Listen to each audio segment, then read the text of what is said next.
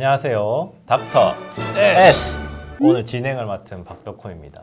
여러분 혹시 이런 경험 있으신가요? 조금 무리한 다음날 항문에서 뭔가 튀어나온 느낌이 든다든지, 스트레스도 많고 원래 변비도 있었는데 대변 볼 때 찢어질 듯 아프고 피가 나는 경우, 마지막으로 대변을 보고 나도 시원하지 않고 닦아도 계속 묻어나오는 느낌. 혹시 하나라도 공감된다면 치질 때문일 가능성이 큽니다. 오늘 영상에서는 S포항병원 외과 유재승 진료과장님과 함께 치질의 원인, 증상, 치료법, 예방법까지 모두 알려드릴 테니까 끝까지 함께 해주세요. 과장님, 시청자분들께 인사 부탁드립니다. 안녕하세요. S포항병원 외과 유재승 진료과장입니다. 자, 과장님, 치질이라고 하면 다들 부끄러워하는데요. 사실 굉장히 흔한 질환이라고 들었어요. 정확히 치질이 무엇인지 먼저 설명해 주실 수 있을까요? 네. 인간이 직립보행을 시작하면서 발생했다라고 말하는 질환들 중 하나가 바로 치질입니다.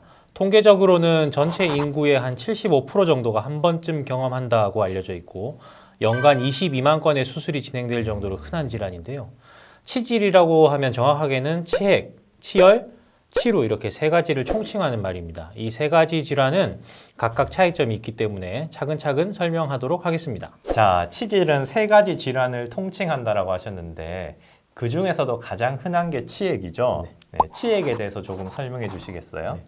항문 주변에는 대변을 매끄럽게 보도록 도와주는 쿠션 조직이 있습니다. 이 쿠션 조직은 항문 주위 혈관과 그 주변부의 결합 조직으로 구성되어 있고 이것이 비정상적으로 커지면서 출혈, 통증, 항문 돌출 같은 증상이 생기는 질환을 치핵이라고 합니다.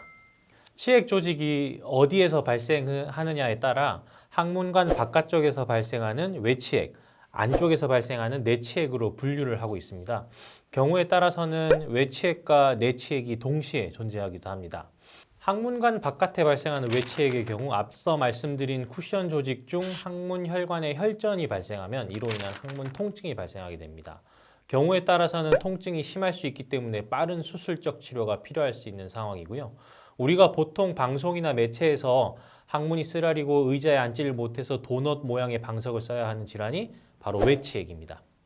그리고 항문관 안쪽에 발생하는 내치핵의 경우는 항문관 안쪽에 위치한 직장 점막이 늘어진 형태고 늘어난 조직 내부로는 마찬가지로 혈관 조직이 위치하게 됩니다.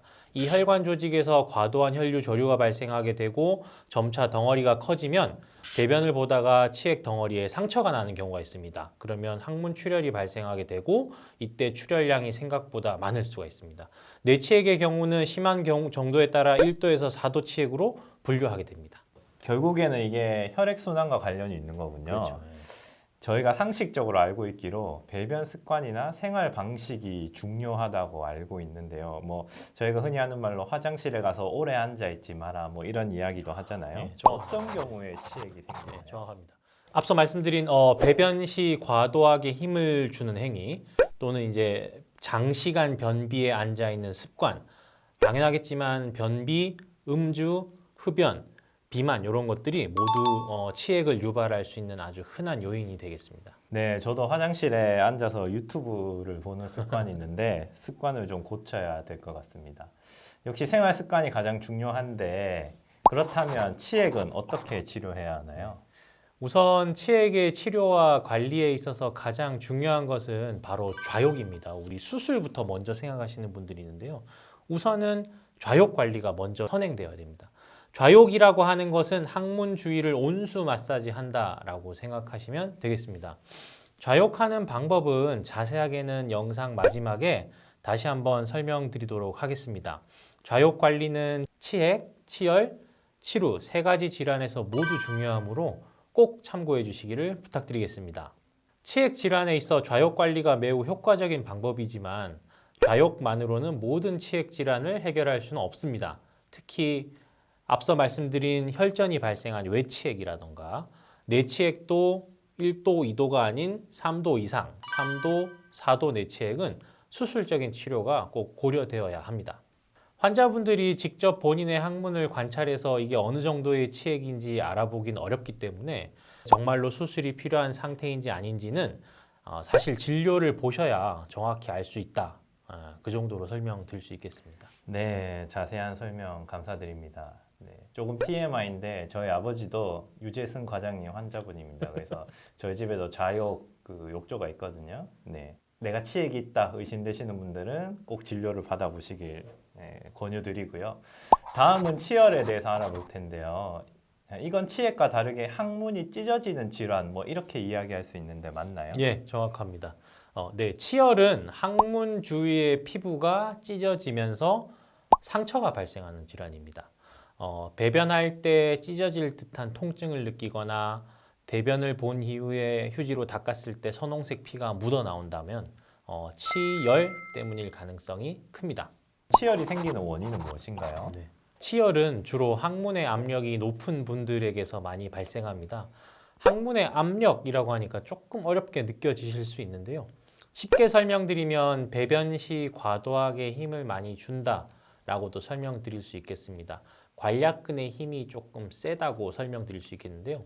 항문 압력이 높아지는 상황은 사실은 가장 흔한 것이 변비가 있을 경우입니다. 변비가 있을 경우, 앞서 말씀드린 관략근의 힘이 강한 경우, 항문 자체가 좁은 경우, 그리고 드물게는 직장과 항문 사이에 구조적인 문제가 있는 경우도 있습니다. 여러 가지 이러한 물리적인 이유 때문에 치열은 한번 발생하면 주로 힘을 받는 항문 부위에 계속 재발한다라는 이런 문제가 있습니다. 그 치핵과 치열의 치료는 다른가요? 치열은 어떻게 치료하면 되나요? 네, 급성 치열의 경우에는 우선적으로는 대변을 무르게 만들어줘야 됩니다. 그렇게 해서 대변을 무르게 만드는 대변 완화제 또는 이제 대변 시 통증이 느껴질 수 있기 때문에 진통제를 사용하면서 앞서 말씀드린 온수 좌욕을 시행하면 상처가 회복되는 보통 1, 2주 이내에 회복되는 편입니다. 이 건조한 날씨에 입술이 트어지는 것과 비슷하다고 생각하시면 되겠습니다. 한번 트어진 입술이 나을 때까지 시간이 걸리는 것처럼요. 그리고 치열이 만성화되면 치열이 발생한 주변부의 항문 피부가 변형되는 경우가 있습니다. 그런 경우에는 지속적으로 불편감이 느껴질 수 있기 때문에 수술적 치료를 고려하는 것도 좋습니다. 하지만 만성 치열은 수술적 치료를 시행한다고 하더라도 항상 재발할 수 있기 때문에 꾸준한 관리가 필요함을 명심해야 됩니다. 네, 꾸준한 관리가 꼭 필요하다. 여러분 명심하시고요. 치루에 대해 알아보겠습니다. 치루는 직장과 항문 주위 피부 사이에 생긴 염증 통로 뭐 이렇게 이야기할 수 있을 것 같은데요. 이게 정확히는 어떤 질환이죠? 치루라고 할 때 이 루라는 게 누공을 얘기하는 겁니다. 그래서 치루는 항문 주위에 샛길, 누공이 생기면서 염증 및 고름이 배출되는 질환입니다. 항문관 내부에는 대변을 매끄럽게 볼 수 있도록 점액질을 분비하는 항문샘이 있습니다. 우리 침샘, 땀샘처럼 항문에도 항문샘이 있는데 이 항문샘에 염증이 생기면 항문 주위에 고름집이 잡히고 이를 항문 주위 농량이라고 하는데요. 농량이 너무 커지면 어디론가 배출이 돼야 되고 가까운 항문 주변 피부로 배출되면 이게 바로 샛길, 누공이 되는 겁니다. 이를 치루라고 하는데요. 치루와 같은 경우에는 자연 회복되는 경우는 거의 없고 수술적 치료를 반드시 고려해야 하는 질환이라고 설명드릴 수 있겠습니다. 치루 수술은 좀 더 구체적으로 어떻게 진행이 되나요? 네. 여러 개의 누공이 생기는 복잡한 치루 같은 경우에는 수술적 방법도 매우 까다롭고 재발도 흔합니다. 치루가 생길 만한 다른 원인이 있는지도 파악할 필요가 있기 때문에 우선은 조영술, 초음파, MRI 등등의 여러 가지 진단 기법이 필요할 수 있습니다. 치루 치료 및 수술의 목표는 치루관의 제거도 중요하지만 기존의 관략근 기능을 최대한 보존하는 것에도 초점이 맞춰집니다.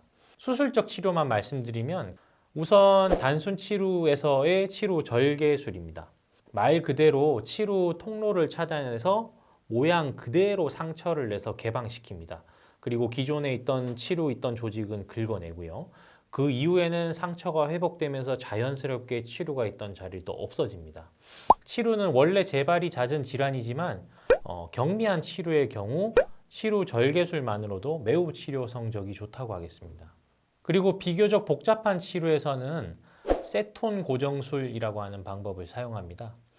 세톤 고정술은 사실 근본적인 치료법은 아니라고 할 수 있습니다. 치료 초기 단계에서 조직의 염증이나 부종이 심한 경우에는 곧바로 수술을 시행하기 어렵기 때문에 우선 세톤이라고 하는 배관을 묶어두고 중간 단계의 수술이라고 할 수 있겠습니다. 다소 시간이 걸리고 번거로울 수 있겠지만 이게 관략근의 손상을 최소화시키는 방법이라고 이해하시면 되겠습니다. 보통은 첫 번째 세톤 수술 이후 6주 내지 8주, 약 2달 정도죠. 염증이 가라앉은 상태에서 그 이후에 치료에 대한 근본적인 수술을 시행하게 됩니다. 이외에도 치료에 대한 수술적 치료 방법은 상태에 따라 매우 다양합니다. 네. 지금까지 우리 유재승 과장님께서 치핵, 치열, 치루에 다소 헷갈릴 수 있는 개념들을 잘 설명을 해 주셨는데요. 사실 여기 시청자분들의 입장에서 이 세 가지를 증상만으로 구별하기는 조금 어렵죠. 네, 그렇습니다. 네, 그래서 꼭 의심되는 증상이 있다면 전문가의 진료를 받으시는 게 중요하겠고요. 그리고 진행자 찬스로 시청자분들이 또 아주 궁금해할 만한 질문을 추가로 해보려고 하는데요. 이 치질로 수술을 받게 되면 저희가 엎드려 있어야 되잖아요. 굉장히 불편할 것 같은데 보통 어느 정도 기간 동안 엎드려 있어야 되나요? 꼭 엎드려 있지 않아도 좋습니다. 근데 이제 똑바로 누워 있을 때 불편하다고 하면 엎드려야 되는데요. 급성기는 한 하루 이틀 정도면 충분하지 않을까 싶습니다. 그 이후에 걸어 다니시거나 일상생활 하시는 데는 크게 문제가 없는데 앉아 있을 때 항문이 자극되면 조금 불편할 수 있겠습니다. 그거는 한 1주 정도 생각하시면 되고요. 그 회복 기간을 잘 유지하려면, 회복을 잘 하려면 좌욕 관리 필수라는 것 꼭 기억하셔야 됩니다. 네, 그러면 이제 이런 불편한 수술이나 여러 가지 치료법을 미연에 방지하기 위해서 중요한 생활 습관 교정에 대해서 다시 한 번만 강조를 해주시면 좋겠는데요. 네. 첫 번째는 변기에 너무 오래 앉아 있지 마시길 부탁드립니다. 배변이 잘 안 된다고 해서 10분 이상 변기에 오래 앉아 있으면 항문의 압력도 올라가게 되고 치질을 유발하기 쉽습니다. 둘째, 한 자세를 너무 오래 유지하지 마시길 바랍니다. 오래 서 있거나 오래 앉아 있거나 하는 것을 말합니다. 일을 하시는 도중에라도 한두 시간 간격으로 스트레칭하고 자세를 변경하시는 것이 좋습니다. 셋째, 대변을 건강하게 봐야 됩니다. 그것 때문에 섬유질, 수분 섭취 신경 쓰셔야 되고요. 쉽게 말해서 물 많이 드시고 식단에 육류가 포함이 되더라도 야채 많이 섞어서 드시길 바랍니다. 대변만 건강하게 잘 보셔도 어느 정도 치질을 예방할 수 있습니다. 그리고 마지막은 좌욕입니다. 사실 치질이 발생한 이후에도 관리할 수 있는 아주 효과적인 방법이 바로 좌욕인데요. 항문이라고 하는 거는 지저분할 수밖에 없죠. 항문 주변을 온수 마사지하면서 청결이 유지하고 항문 주위의 혈액순환 개선에도 도움을 줄 수 있기 때문입니다. 이외에도 상식적인 수준에서 문제되는 생활습관 교정 반드시 필요합니다. 음주, 흡연 당연히 줄이시는 게 좋고요. 적당한 운동을 통한 체중 관리 당연히 도움이 되고요. 맵고 자극적인 음식 줄이시는 것이 좋겠습니다. 그럼 이제 마지막으로 아까 말씀 주신 효과적인 좌욕 방법에 대해서 자세히 알려주시면 좋을 것 같습니다. 네. 앞서 말씀드린 치질 질환의 예방, 수술, 그리고 수술 후 관리에 좌욕 관리가 아주 필수적이라고 할 수 있겠는데요. 가장 효과적인 방법은 좌욕판을 변기에 올려놓고 좌욕하는 방법입니다. 요즘 인터넷에 좌욕기 또는 좌욕판이라고 검색하시면 정말 많은 제품들이 나와 있습니다. 집에 있는 변기에 올려서 편히 사용하시면 되겠고요. 미지근한 온수를 받아서 항문 주위가 충분히 물에 닿게 해서 5분 내지 10분 정도 시행하시면 되겠습니다. 샤워기 또는 일반 세숫대야를 바닥에 놓고 사용해도 좋긴 하지만 이 쪼그려 앉는 자세가 되기 때문에 오히려 치액이 유발되거나 악화될 수 있기 때문에 조금은 주의해야 합니다. 오늘은 에스포항병원 외과 유재승 진료과장님과 함께 치질의 종류부터 치료법, 예방법까지 자세히 알아봤습니다. 오늘 내용을 잘 숙지하시고 여러분의 소중한 항문 건강 꼭 지키시길 바라겠고요. 마지막으로 시청자분들께 한마디 부탁드립니다. 항문 질환 관련되는 증상이 있으면 조금 부끄러워서 진료를 못 보시는 분들이 많으십니다. 마지막 드릴 말씀은 부끄러워하지 마시고 언제든지 오시면 복잡한 검사 처음에는 필요 없고요. 간단히 제가 관찰과 진찰만 해도 어느 정도는 진단할 수 있습니다. 그래서 진료실에 방문하시는 걸 절대 부끄럽게 생각하지 않으셔도 된다는 말씀 마지막으로 드리겠습니다. 항문 질환은 부끄러운 것이 아니다. 네, 꼭 기억하시고요. 마지막으로 S포항병원 TV 시청자분들께 인사하고 끝내겠습니다. 구독, 좋아요도 부탁드립니다. 지금까지 닥터 S 였습니다. 안녕.